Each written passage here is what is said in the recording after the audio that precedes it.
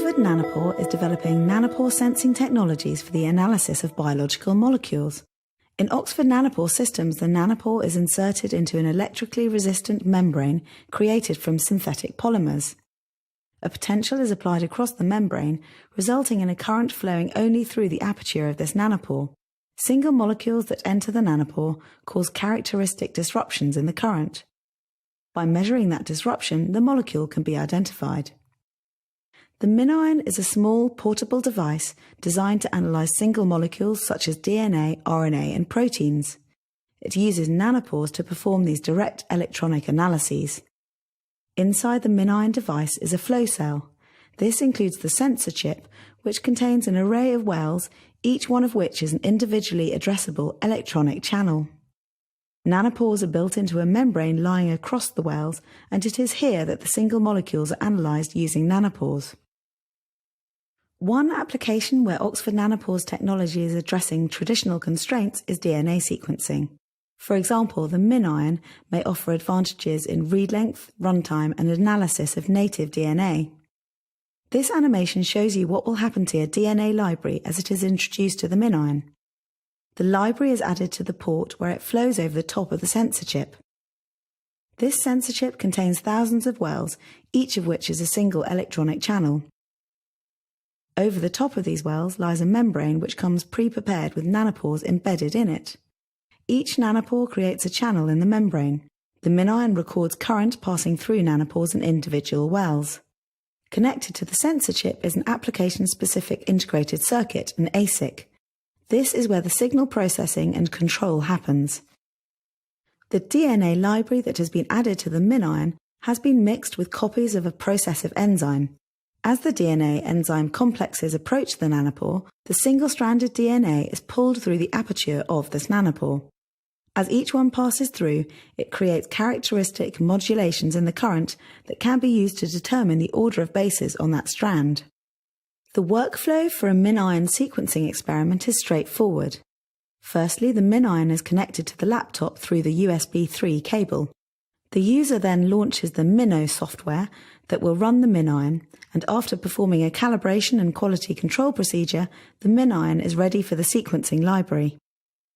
The library is added to a port in the MinION, and the fluid flows across the surface of the sensor chip. After selecting the run protocol and starting the experiment, you can now start to see the raw data produced by the nanopore sequencing the DNA. The DNA to be sequenced by the MinION has gone through a simple library preparation procedure. Read lengths can be determined by the person doing the experiment, as the MinION will sequence the length of reads that are presented to it, and when a nanopore has processed a complete read, it will then start a new read. Nanopores can process read lengths of hundreds of kilobases.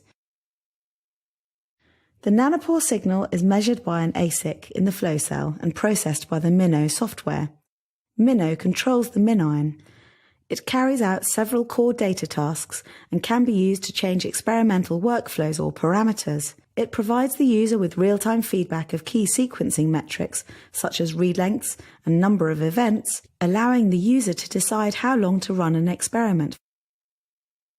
The software runs on a host computer with Mino data files being uploaded to Metricore, an on-demand, cloud-based data analysis and bioinformatics platform.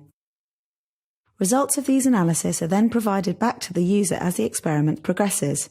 This exchange of data allows real-time sequencing analysis to take place, meaning that experiments can be run to generate the right amount of data to answer the user's question, rather than being controlled by an arbitrary runtime. On the bioinformatics side, the systems produce full-length, full-read data, whether it's DNA, RNA, or protein, in real time.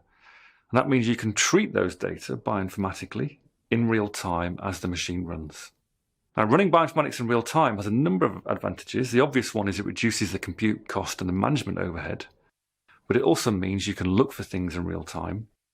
And that means if you have an experiment that's looking for a particular thing, whether it's a significant mutation or the existence of a particular strain in a laboratory swab, you can detect and see that with a required level of confidence in real time. If you can see things in real time, you can then feed that back to the system, and you can move the whole system or part of it onto another sample or another experiment. Oxford Nanopore's DNA strand sequencing technology produces full-length DNA reads for analysis in real time. Multiple nanopores operate independently across many microwells on the arrayed sensor chip, generating many reads at the same time. Combining this with a continuous exchange of data with a cloud-based analysis system, results can be seen in real time, allowing users to decide when they have enough data to answer their questions.